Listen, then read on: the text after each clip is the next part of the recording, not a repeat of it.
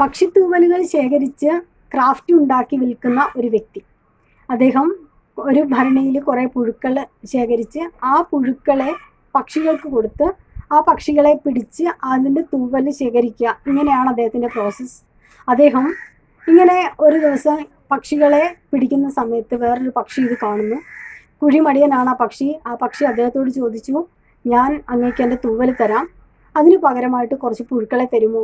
കാരണം കുഴിമടിയനാണ്, ആഹാരം തേടി പോകാൻ കഴിയില്ല, തീറ്റ തേടി പോകാൻ കഴിയില്ല. അതുകൊണ്ട് ചുളുവിൽ കിട്ടുന്ന ഈ ഭക്ഷണം ശേഖരിച്ചിട്ട് അതിന് പകരം ഞാൻ എൻ്റെ തൂവൽ തരാമെന്ന് പറഞ്ഞു.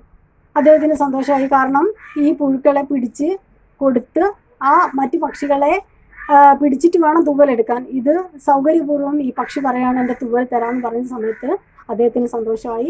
അങ്ങനെ എല്ലാ ദിവസവും അദ്ദേഹം കുറച്ച് പുഴുക്കളെ ഈ പക്ഷിക്ക് കൊടുക്കും, ഈ പക്ഷി അതിന് പകരമായിട്ട് തൂവൽ കൊടുക്കും. അങ്ങനെ കുറച്ച് ദിവസങ്ങൾക്ക് ശേഷം പക്ഷിയുടെ മനോഹരമായ തൂവലുകളൊക്കെ തീർന്നു, പക്ഷിക്ക് പറക്കാൻ കഴിയാതെയായി. അങ്ങനെ ഒരു ദിവസം ഈ പക്ഷി ഒരു സ്ഥലത്തിരിക്കുന്ന സമയത്ത് കുറേ പുഴുക്കളെ കാണുന്നു. ആ പുഴുക്കളെയെല്ലാം ഈ പക്ഷി ശേഖരിച്ചിട്ട് നേരെ ഈ മനുഷ്യൻ്റെ അടുത്ത് വരുന്നു. ഈ മനുഷ്യൻ്റെ അടുത്ത് വന്നിട്ട് ചോദിക്കും. ഈ പുഴുക്കളെല്ലാം ശേഖരിച്ച് ഈ തൂവൽ വാങ്ങാനായി അദ്ദേഹത്തിൻ്റെ അടുത്ത് വരുന്ന സമയത്ത് അദ്ദേഹം പറയുന്നു, എനിക്കങ്ങനെ നിനക്ക് തൂവൽ തിരിച്ചു തരാൻ കഴിയില്ല. കാരണം ആ തൂവലുകൾ തിരിച്ച് കിട്ടിയിട്ട് നിനക്ക് കാര്യമില്ല. നിൻ്റെ ദേഹത്തെ മനോഹരമായ തൂവലുകൾ പറിച്ചാണ് നീ എനിക്ക് തന്നത്, അത് നീ ഫിറ്റ് ചെയ്യാൻ കഴിയില്ല.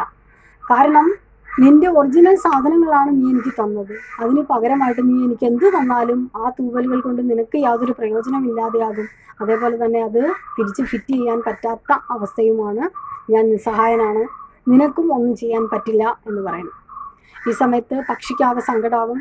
പക്ഷി പിന്നീട് ഒന്നും ചെയ്യാൻ പറ്റാത്ത അവസ്ഥയിലാണ്. കാരണം സ്വന്തം തൂവലാണ് കൊടുത്തത്. വളരെ മനോഹരമായി ആകാശത്ത് പാറിപ്പറക്കാൻ കഴിഞ്ഞിരുന്ന പക്ഷിക്ക് പിന്നീട് പറക്കാൻ കഴിയാതെയാകുന്നു. അങ്ങനെ ഒരു ദിവസം ഈ പക്ഷിയെ കുറുക്കൻ പിടിക്കുന്നു. അതോടുകൂടി അതിൻ്റെ കഥ കഴിയുന്നു. അപ്പോൾ സ്വന്തം കഴിവുകൾ അല്ലെങ്കിൽ ആ ഒരു കഴിവിനെ ഉപയോഗിക്കാൻ കഴിയാതെ അത് മറ്റുള്ളവരുടെ മുന്നിൽ അടിയറവ് പറയുന്ന സമയത്ത് നമ്മൾ നമ്മളെ തന്നെയാണ് നശിപ്പിക്കുന്നത്. ഈ കഥയിൽ നിന്നും ആ ഒരു പാഠം ഉൾക്കൊള്ളാൻ സാധിക്കട്ടെ. Have A nice day.